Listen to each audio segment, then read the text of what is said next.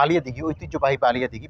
তো দেখতে পাচ্ছেন আপনারা এই যে সামনে ঐতিহ্যবাহী বালিয়া দিঘি, কত বড়, আসলেই অনেক বড়।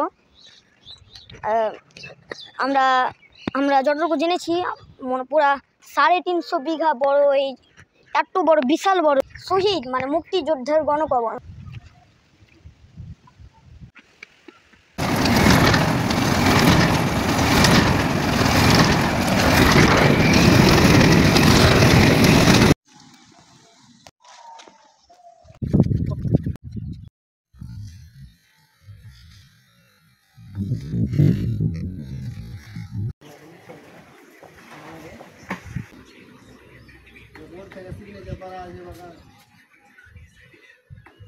ছোট সোনা মসজিদ বাংলাদেশের অন্যতম প্রাচীন মসজিদ। প্রাচীন বাংলার রাজধানী গৌড় নগরীর হয়েছিল, যা বর্তমানের বাংলাদেশের রাজশাহী বিভাগের চাঁপাইনবাবগঞ্জ জেলার শিবগঞ্জ থানার অধীনে পড়েছে।